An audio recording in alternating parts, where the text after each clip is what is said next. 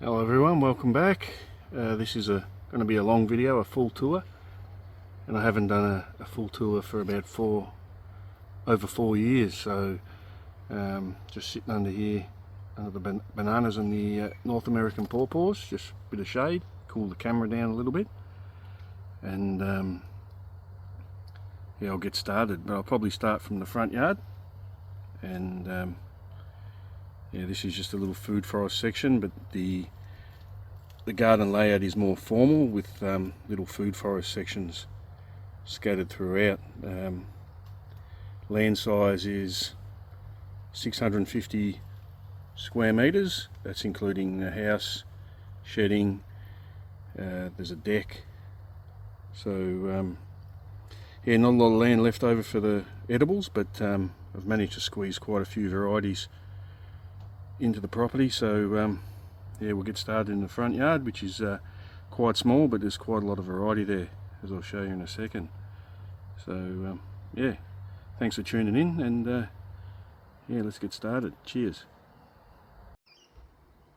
I should point out for the Northern Hemisphere viewers, especially in the USA, 650 square meters works out to 0.16 of an acre, or in fractional terms it's 4/25ths of an acre.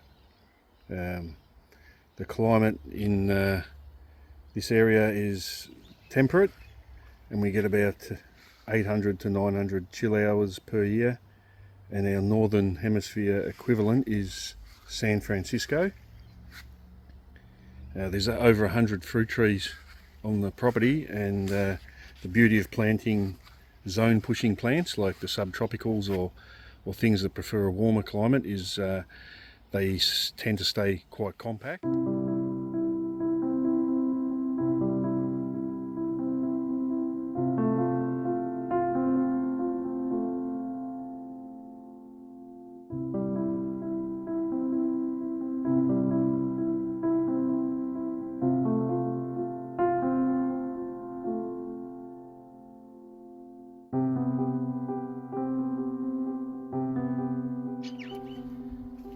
Alright, so when you enter the front yard, the first thing that stands out is the dragon fruit trellis right in the middle, which I'd planned as a feature.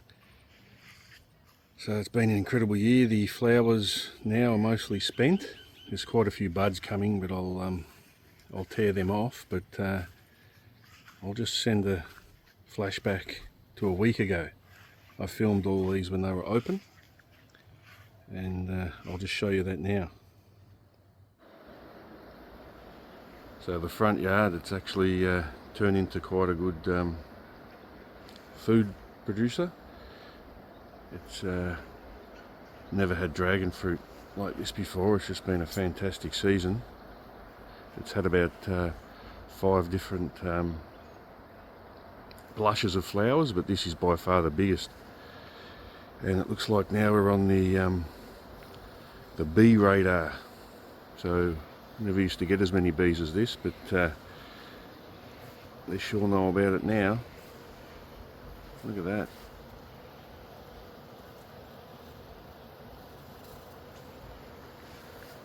So I don't know if it's going to be as many flowers as this annually now, or if this is just an exceptional year weather-wise, and it's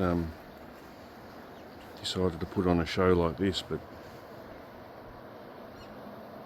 the whole front yard just smells like dragon fruit blossom. So we may as well stay on the dragon fruit while we're here. And there's 2 varieties on this trellis. I've got an Aussie Gold grafted there, which is this front portion here, and the rest of it is Pearl or Vietnamese White variety. And you can see some of my older videos, the construction of that, but it's quite sturdy. I designed it to last for the rest of my life. So I think there's currently 8 or 9 varieties. We have a lemonade here, and I'm really going to have to thin some of these buds. It was a bit of a late bloomer this year, but we should get a little bit of fruit off it. We've got a pink diamond, so I've done a taste test on before. Got the Trish Red from my previous video. Got a pink panther, if anyone's got any tips on pollinating that, because I've had a few attempts and they've all fallen off. Got a Scots purple, and we have a Trisha. And the way I've done that is 2 pots with a post, a stabilising support beam there, and then it's in a long rectangular shape with some bamboo, and it's under the eave so it never gets any frost, so they thrive there. Produces good fruit. So that's a dragon fruit in the front yard. So coming back to the entrance of the front yard, we have 3 varieties of blueberries in raised beds here. I think we have the Burst, the Kisses, and the Peach Sorbet varieties. They're all pretty good. We've got some pennywort growing under there in a self-watering pot. And here we have a wonderful pomegranate. Probably about 50 fruit this year. And they'll be ready in a couple of months. That's the one you want to grow if you want quick fruit. Wonderful variety. Here we have the Gyro Persimmon, and the birds have started to show an interest in these, so this is the bigger fruit, slightly earlier than the Fuyu. And yeah, we just put a few nets on just as a deterrent. That tree's about 4 years in the ground. That's next to strawberry guava with countless fruit on it. There's just one little section. These are really hardy. You could grow these much further south in colder climates like Tasmania or somewhere like that, one of the islands. We've got a Divinity Apricot. It's an early season variety. It's already about to lose its leaves, and we're not even in autumn yet in the southern hemisphere. So lemongrass is planted throughout, sort of shades the soil, also provides a useful cooking ingredient. We've got a Japanese seedless here, plenty of fruit. It's only its 2nd season in the ground, and I think they can be eaten slightly green. And then over the back there we've got some black sugar cane. That's a new addition.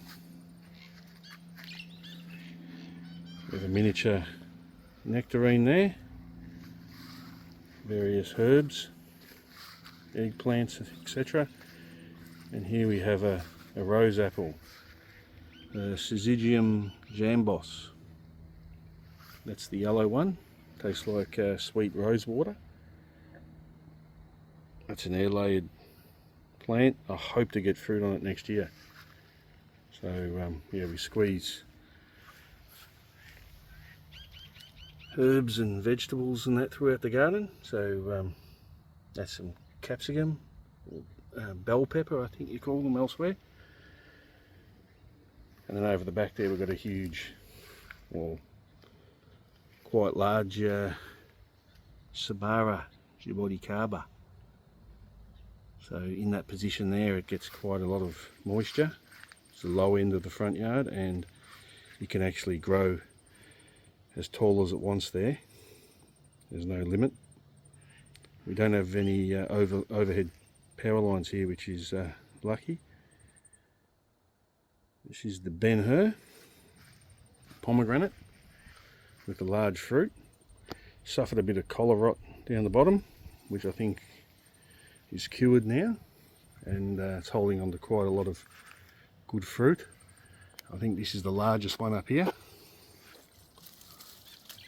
so it might even get bigger than that. And yeah, that's starting to produce some good sized fruit. It's already losing its leaves. It's one of the first to put out new growth and one of the first to drop its leaves. That's next to a blood orange. I'm not sure of the variety, it was just sold as a blood orange, but it's quite nice. So it just sort of hugs that position there. So this wine barrel is going to be the future home of this white Sapote, the Reneke variety. That was gifted to me by Ryan from Temperate Tropical Down Under. Check out his channel, it's great. And we've got some kangkong here, Chinese water spinach, some eggplants. These self-watering pots are great. Things actually grow better in them than in the ground. And the edging to this whole front area is the Melba variety of strawberries, which they don't put out many runners and they just focus on fruit production. Not too many on there at the moment. There's still a few, but yeah, that's worked out as a great edging for that, edible edging. And yeah, we've got some more self-watering pots, and this beautiful Figalicious fig produces beautiful fruit. And I'm currently the only fig eater really in the family at the moment, so that's enough for me. Plan on growing it on an angle out there against that warm north-facing brick wall. In the southern hemisphere, north-facing is the warm side, and then we've got plenty of okra throughout the garden. So I highly recommend planting these self-watering pots underneath your trees. The roots can't invade the pot itself, and any overwatering helps feed your tree above it. Got some bok choy and some kale, some capsicum, and some various other things over there, but that's an overview of the front yard. It's quite small, but produces plenty of produce, considering it just used to be plain grass without a fence 4 years ago. And down this side part of the property is where a lot of tomatoes and cucumbers and things get grown. They seem to grow very well down here. I think next year we'll only need 2 tomato plants with the amount we get off them. These are where the cucumbers grow. They're starting to slow down now. There's a bit of a trellis, permanent trellis there. And we put the cucumbers every year there. This is a ricotta chili. It provides plenty of, almost too much, or probably too much. We keep cutting it back, but that's a welcome addition to the garden. The ricotta chili. Here's some more here. And actually lives for 15 years or so, it doesn't die off. So the potted passion fruit against the wall, that was a big success. Passion fruit's something I always wanted, but I tried to avoid growing on the fence, but found this spot on the wall that only gets afternoon sun, and yeah, quite large fruit, and yeah, almost covered the whole wall, so helps the house stay a bit cooler too in summer. And I use these brick fasteners, I think they're called brick grip, and they just sort of spring over the brick like that, and then leaves you this little hook to hook onto. But very healthy. I don't have to worry about suckers because it's in a pot. So yeah, I'll prune it to this end frame here, and yeah, that's a look at it from that view.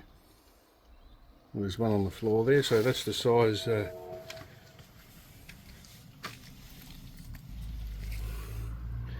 That's the sort of size we're getting, and that's the pot that it's in. So yeah, very happy. Finally got some passion fruit on the property. We keep our mint in raised beds rather than putting them in the ground and letting them take over. 2 spinach beds here, got some freshly sown there. We just put the cover there to stop the birds. Scatter some carrots in amongst it. So here's a type of bird's eye chili. I'm not sure of the type, but yeah, it's got an amazing amount of fruit on it. We have about 6 of these scattered in warm places throughout the property, and they don't die off in the positions they're in. So I think that one's 2 years old. We've got some more veggies and things. I'll eventually do a veggie video, so I won't focus too much on them. There's another one of them bird's eye chilies.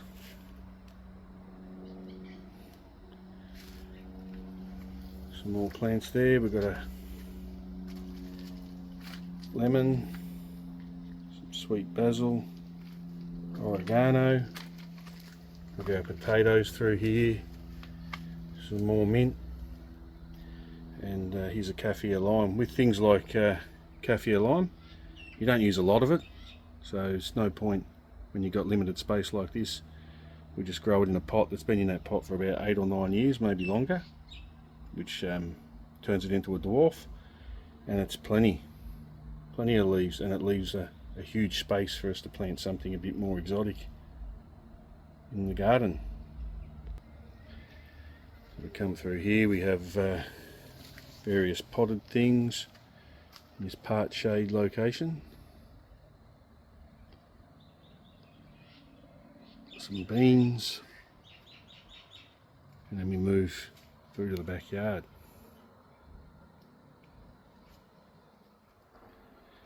Alright, so this is one of our most productive beds. It's got a nice mix. Some high chill hour plants mixed amongst some low chill hour plants, and it seems to work. It's also our cooking area 90% of the time. Set up a little cooking station there, out of the wind and nice backdrop while you're cooking with the greenery behind you there. We'll start in this corner here. We have a black velvet Jaboticaba, quite a rare one. Haven't been able to find another one since, but that's in front of a unique variety Feijoa. It's holding on to quite a bit of fruit. It's hard to see, but looking forward to tasting that for the first time. And I put that there to protect this curry starfruit.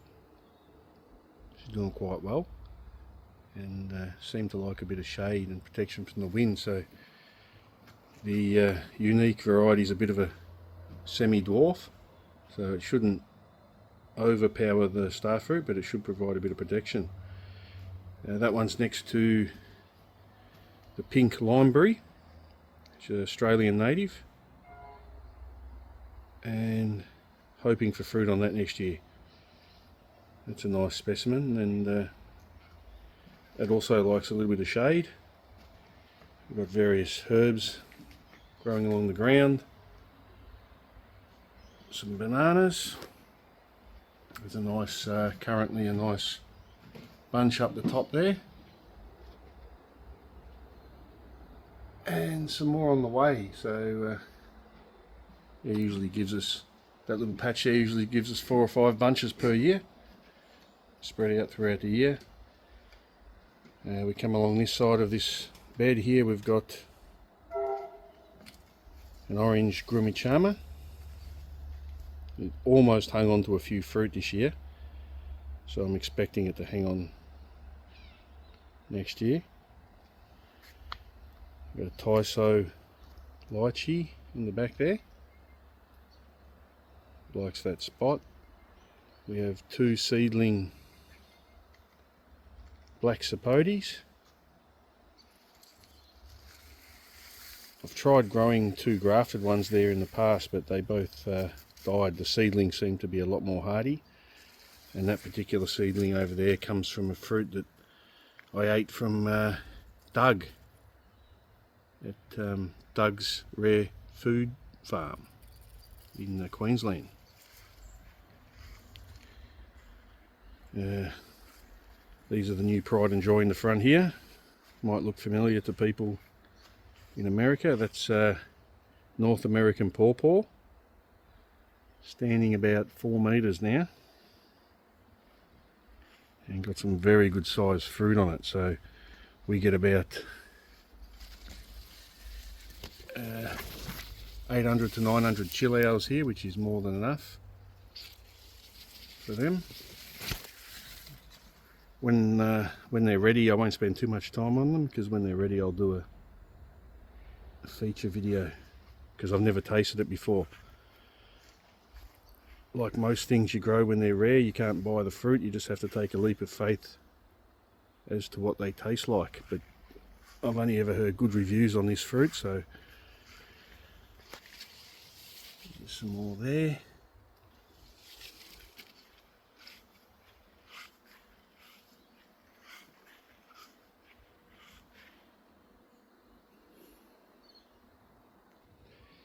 And this whole bare space here, it's currently bare, that was used to grow zucchinis and pumpkins. And there's just a few pumpkins left now. And there's a green Sapote, which likes that spot, I think.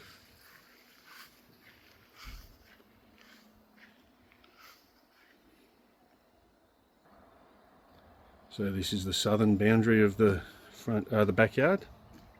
We have a big seedling feijoa here, and that's covered in fruit. It's still very hard to see though, and yeah, no name, that variety.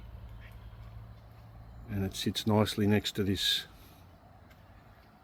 very large white Sapote, the Kampong variety, the self-pollinating one.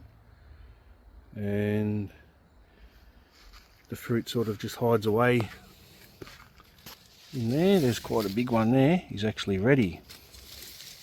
So that's about as big as I'm getting at the moment.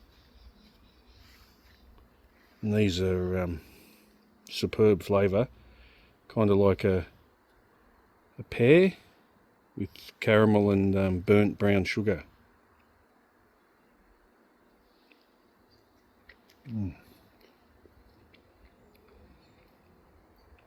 That's what they look like inside. Absolutely delicious fruit. So this trellis here is new. That's to grow loofah melons up it. So they can get quite large, but you don't normally let them get this big. This is just for seed for next year. So that's a new trellis there. Little garden bed at the bottom, and we grow some beetroot in front of it. But just to show you a space-saving tip, if you have one of these type of folding clotheslines that spin around, as you can see there, it's getting quite close to the pawpaw and quite close to this trellis. So what I did, I screwed in 4 locations there. I screwed the spinning part of it, so now it's locked. It's locked in that position there now, so it can't spin around and knock off melons or break a branch on the pawpaws there. So yeah, just a little tip. And this one also folds down too, so when it's not in use, it's no drama at all. Anyway, moving along, this is the Mariposa plum, Japanese plum. We've got a great harvest off this year. but currently no fruit on it. But yeah, best harvest so far. We netted it early, we didn't lose any to any birds or possums or anything, and very happy with the Mariposa. I highly recommend growing these, but you might need to plant it with another Japanese variety to maximise your fruit set and your fruit size. So we come along here to our main Persimmon tree. It's about 5 years in the ground, and it's having a bit of a break this year, but even on having a break there's still probably 60-70 fruit on it. But in a good year it's just absolutely loaded, hundreds of fruit. So they don't like too much wind, so while it was young it was protected by the fence, and it's in a nice raised bed there, but it's pretty much bulletproof now.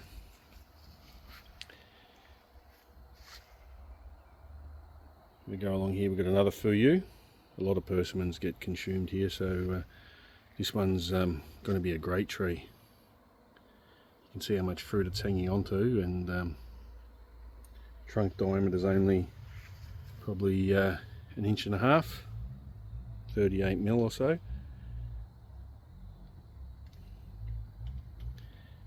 And it's next to this Santa Rosa, which also gave a great harvest this year. Another good plum. And these are all semi-dwarf, both these plums.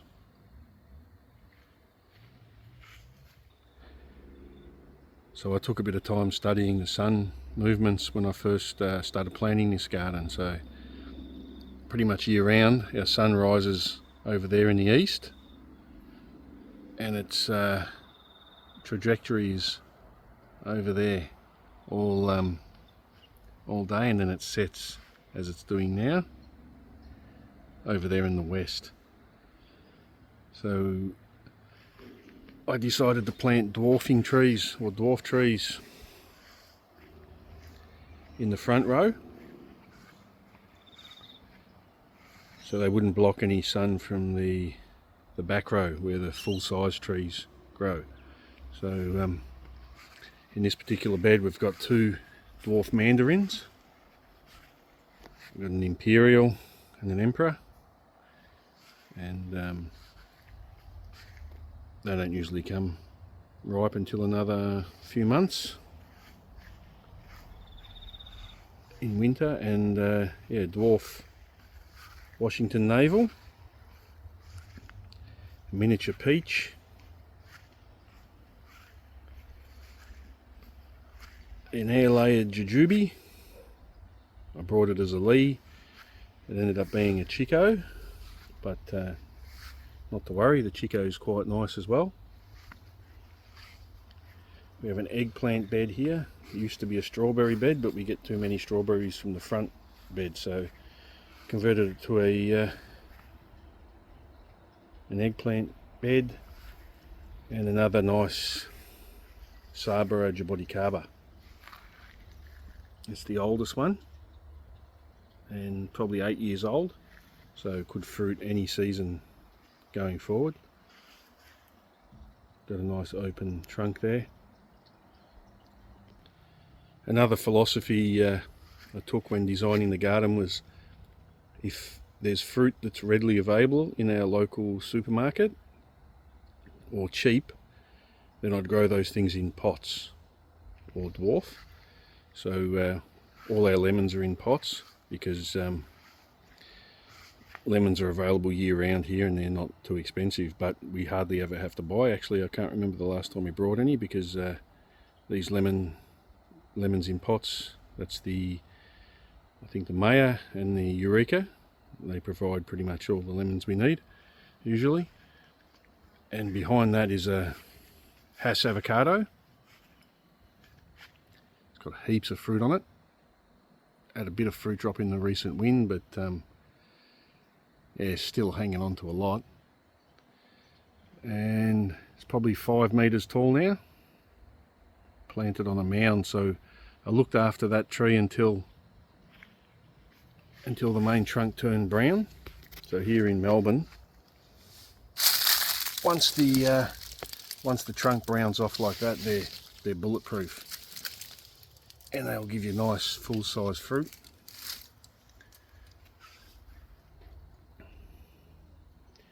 Move along here, we have lemonade, which I've never tasted.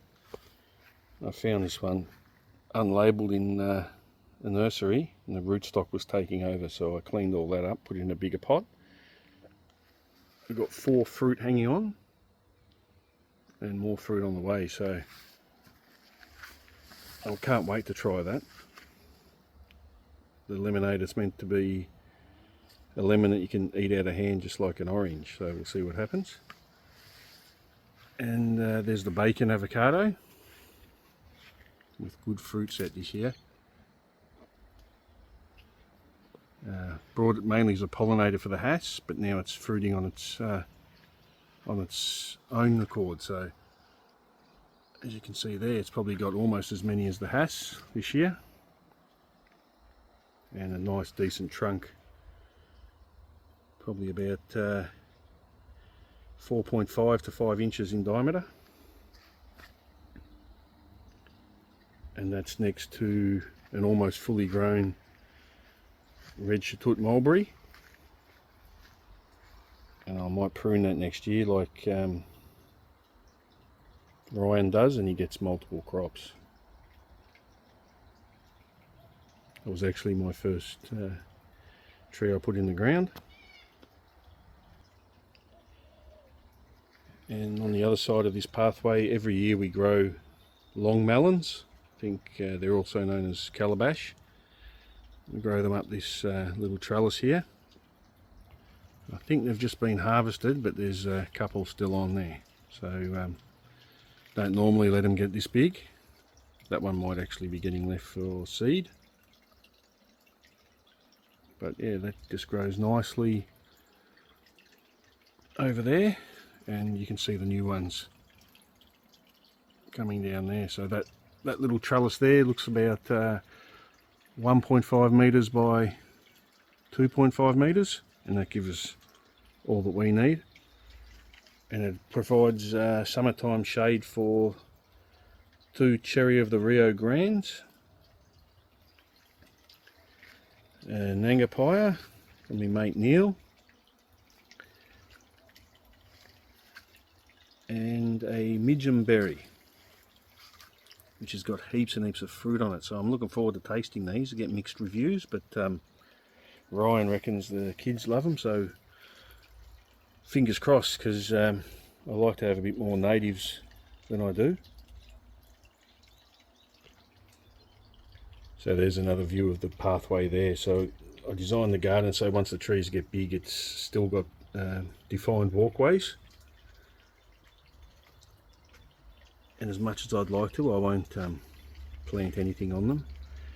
And also train the trees to grow accordingly. So the Wampee here originally had spreading branches that were leaning over, so all it took was a little bit of this twine, just to encourage it to get more of a vase shape, which will eventually grow over the pathway. So it'd be quite nice walking under that. It's an evergreen tree, and it's got some fruit on it for the first time.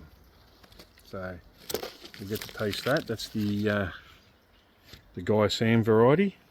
We've also got the Wampee, which I'll show you in a second. Across the road here is Longan, the Kaloa. It's getting quite big. No fruit this year. Gave it a bit of a prune, so hopefully next year. That's our miniature Christmas tree. It gets bigger and bigger every year, and yeah, we just bring it inside at Christmas time, so saves buying a Christmas tree every year, plus a bit of tradition. So this garden bed here is taking a rest. Grew a lot of garlic, and that's the Wampee Wampee. Put it close to the pond there because it doesn't drop many leaves at all. So that's the perspective of that little section there. And that's the asparagus bed. So that'll live for up to 40 years, I'm told, but all you got to do is every year let the ferns grow out, absorb energy from the sun, cut them back when they die off, and then late winter you'll start getting fairly big harvests of fresh spears, asparagus spears. Also acts as a bit of a windbreak in summer. If you stand back here, you can see it sort of blocks the crosswinds in the garden, which protects Cara orange, dwarf. Come across here, we have what's supposed to be a Namroy pomelo, but after seeing Two's fruit, which is pear-shaped, it might be, might not be. We might end up multi-grafting this one anyway to try different varieties. And the new bed here with a Krause Sapodilla, Sour Manila Sapodilla, grafted Achacha, and probably my rarest plant through here, which is the Garcinia Pacuri from a local collector. And the only protection it gets is where it's situated, the fence and things, but yeah, it's been in ground, so can handle the soil temps that we get here, and the humidity created from the pond. I'm sure that helps too.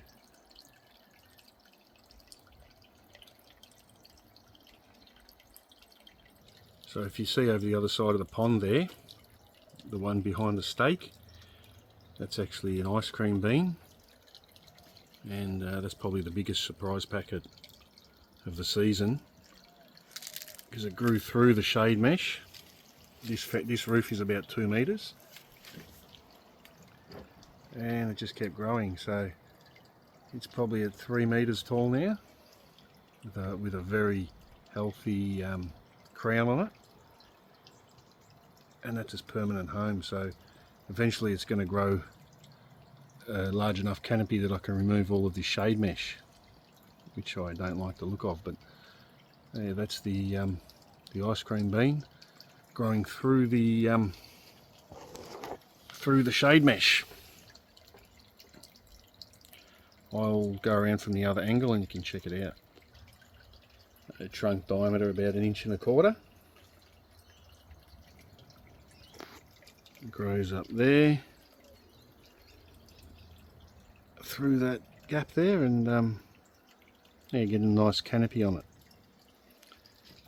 Because it's nitrogen fixing, I thought I'd try planting something a little bit close to it. So that's a seedling Achacha, and that's always putting out new growth, even sometimes in the cooler months. So I've got a theory as to why that's happening and why the ice cream bean has grown so vigorous.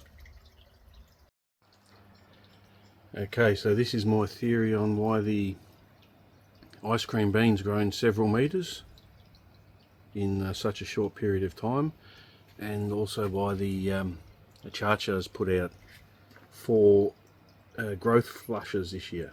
So what I do is I fill up the pond with rainwater from the hose there, and simultaneously the way this pressure filter is set up is when you switch it to here, the wastewater will come out of this pipe. So that's pure fish and turtle poo fertilizer. And to make it even better, when you grab this handle here, you put the handle on there and you wind it anti-clockwise, and it actually squeezes the foam filters within the pressure filter itself. So as you're doing that, all that nutrients from the from the pond, all the turtle, fish, frog, all the waste goes into that garden bed there. So I'm pretty sure that's why this, well, these two trees are doing so well.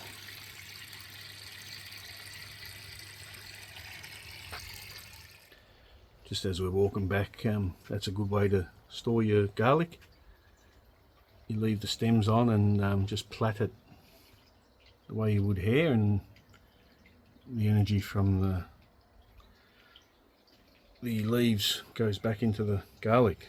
Just adds a little bit more intense flavour, and you just hang them up and pick them off as you need them. So if I just move around here behind the persimmon, down this little walkway here,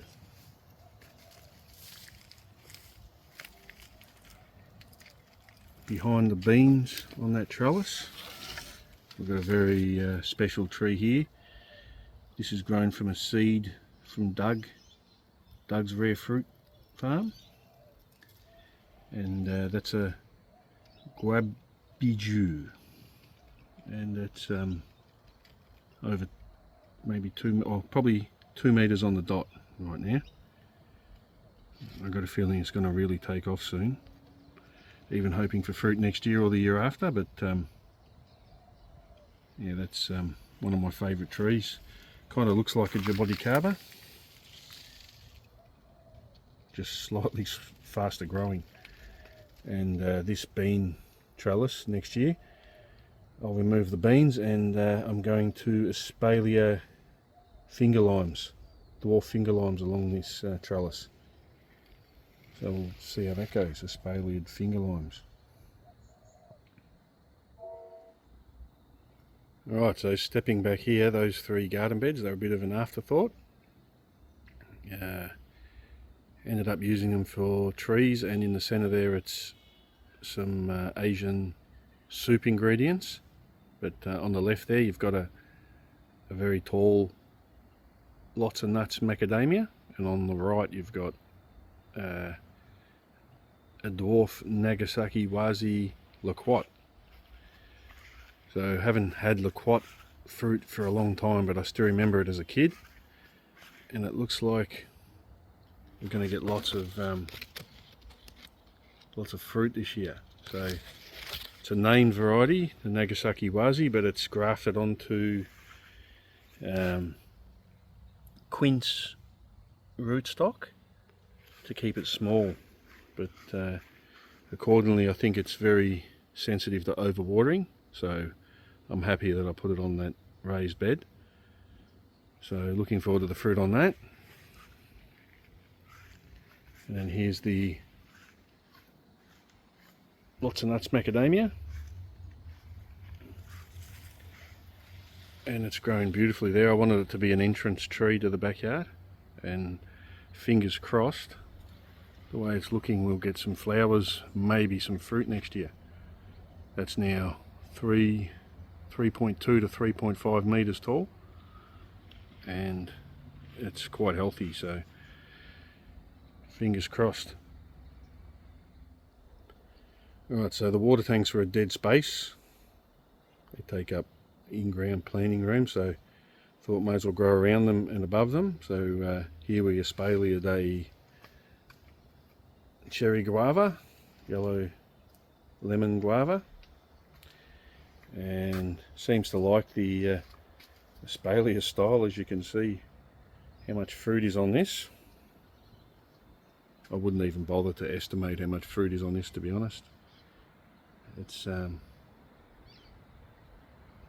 a smallish pot, so I'm going to have to upsize the pot for next season. But that one's worked out well. This is probably the main failure for 2024-2025.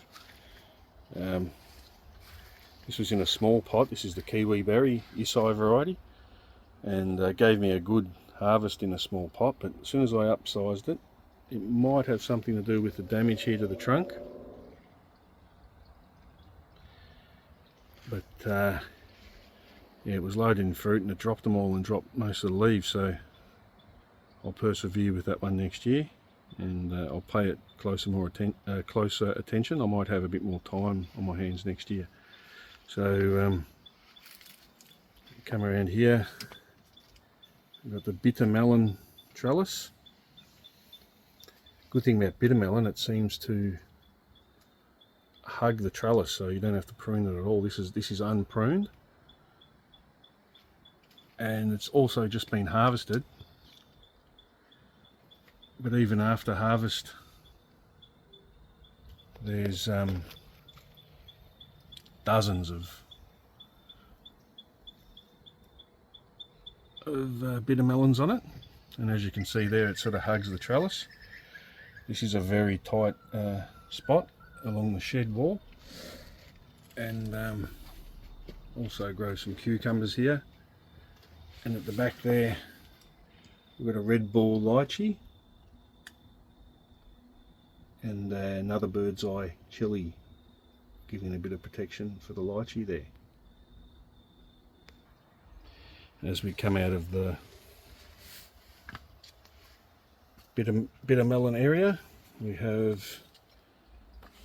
our large leaf, or the Jaboticaba, and it's in complete full sun, this one, so it struggles a little bit, but I think it'll pay off in the end. It's got a nice shape to it, and it really looks better in autumn, but middle of the summer or late summer it struggles a bit for now. Alright, so I ran out of light last night, so I'm picking this back up in the morning, and we'll start here, which is a little pathway which leads to my carport. So that's a sugarcane bed, which we've been using quite a lot of if you've seen recent videos. And we scroll down here, these are just potted things like lemon balm, some chilies, I think that's the Thai chilies, some veggie beds, turmeric. This is a nice pot of galangal, the forest one, the smaller one. That's an amaranth bed, Thai basil, some sorrel, some perennial basil. Come around the corner here, we have betel leaf, which really likes the shade, and my next job will be to put a trellis on that wall to climb that up. A fish mint in the corner, Vietnamese mint here, some greater galangal, the bigger one, some more Vietnamese mint, some standard mint, some more turmeric, some sawtooth coriander there, and then have a look at the beds here. We've got a grafted, wasn't named on the label, but that's a grafted black sapote. Looks like it's hanging on to quite a bit of fruit. I'm just using bonsai wire to train it where I want it to go. It's a new thing that I'm trialling out. I just want it to grow over that water tank there.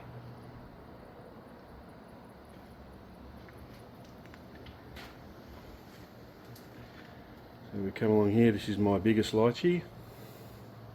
It's a Thai So, or the Mauritius lychee. So having a bit of Mauritian heritage, I was happy to find out that the Thai So is another name for the Mauritius lychee. It's getting quite large now. I deliberately lent it to grow underneath this carport, because one day I'll, when the trees get bigger, I'll remove that steel and put some polycarbonate to give these plants a bit more light. So come along here, we've got coffee and another coffee there, but in between I've put the seedling Kwai muck, and it seems to be establishing itself there. Quite a slender tree, so it can get as tall as it wants. This is Moringa, which is now all day sun. It's grown tall enough now that it's taller than the roof. So yeah, all day sun receives now, and the trunk size is maybe 3 inches almost now. So the only problem I had with this one is the snails tried to ring bark it in winter, but it survived that, and yeah, hopefully we get some drumsticks on it in a year or two. So here we've got a dwarf coffee,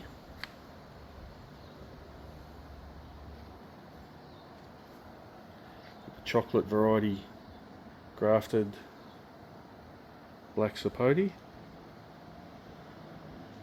Beautiful leaves in the sun there.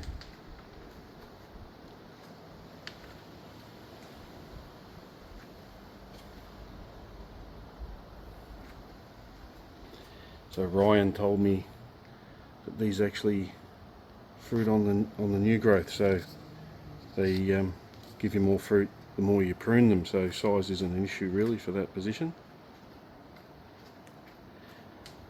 Got a red scented lime with the fruit hanging underneath it this year. There's quite a bit on there, but it's all underneath on the lower branches. Here's a black Grumichama. Can't wait till that one gets some fruit. Had some fruitlets on it this year, but they fell off. But yeah, very happy in that position by the looks of it. So this is the curry leaf tree. We don't eat a lot of it, so we remove that from the ground and we put it in a pot. Got some dragon fruits propagating there. That's the yellow megalanthus from Neil to fill up a future project. Got a roseapple seedling there, kaffir lime, rosemary, a baby bay leaf, and this is a king Thai mango that I just brought, and again I'm using the bonsai wire to train that into an open vase shape to sit against the wall, north facing wall, when it gets a little bit bigger. So we've got a white Jaboticaba there. This is a potted Suriname cherry, but I use that one to provide shade for new arrivals.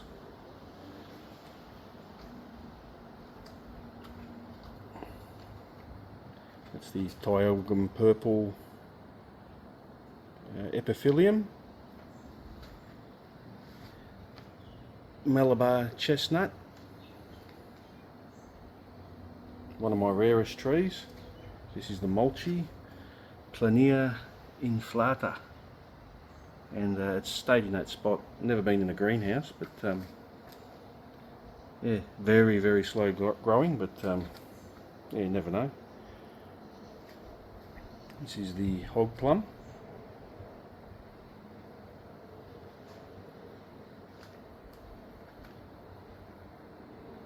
Got some more moringas in pots. Seem to be quite easy to grow actually in pots. A couple of lychee varieties there that I'll put in the ground next year. Bitter leaf from Africa. And this is my epiphylium collection. So this is the orange variety that I pollinated earlier, and the fruit's getting quite large. But I won't go through all the varieties, but yeah, that's how I'm growing them. Just a little bit of morning sun, and yeah, well worth trying them if you've run out of space.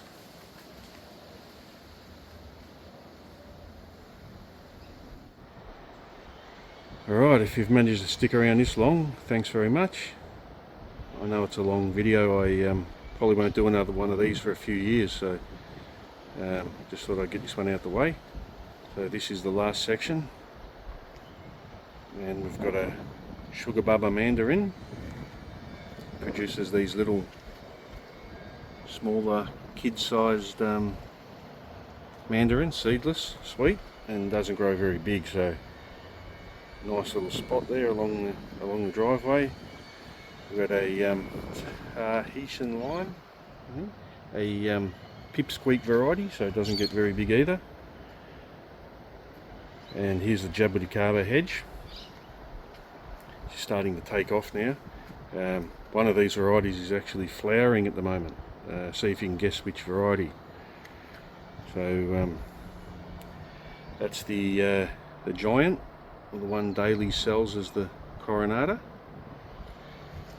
It's getting quite large. Maybe a 30mm diameter trunk, 1 3/16 inches.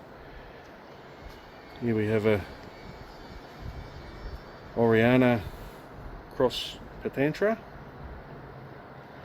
Here we have a Costada. It's over 1 metre tall now. Red hybrid, starting to bush up. Scarlet, same thing, and the yellow. The yellow's turning into quite a large tree. You can bush out there quite a lot. There's plenty of room for it to grow, and all these trees can get as tall as they like in that position. But I think maximum height's only a couple of metres on most of them. So the one with the fruit, or the flowers, sorry, not the fruit, the flowers, is the Costada.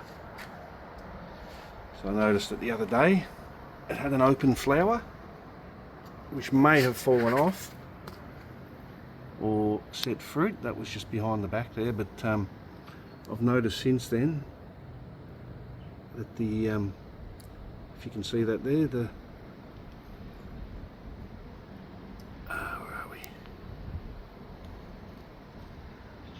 very hard to focus on that, but yeah, it's the first variety I have that's pushing out flowers, so we're extremely happy with that. They're pretty much impossible to kill, these in Melbourne. Just give them part shade, and you can never overwater them. They don't seem to get root rot, so plenty of water, part shade while they're young, and let them grow into the sun. So the last plant that I'm going to finish up with is a seedling Glen Mango, and it wanted to hang on to quite a lot of fruit, but I only let it hang on to one, and it's not the biggest fruit, but hopefully it gets bigger as the tree gets bigger. That's also going to go in a massive pot over the years, and that never leaves that spot right through winter, summer, all year round. So it was a bit of a test, and put out a lot of new growth and set some fruit. So I don't think the Glen is true to seed, so that could have its own unique flavour, but we'll have to wait and see.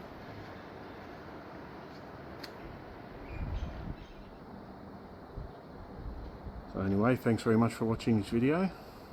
I'll keep you updated on a few of the more exciting things happening, like the pawpaw fruit and the Jaboticaba fruit, and yeah, if anything happens on anything else around the garden. Alright, thanks for watching. See you next time.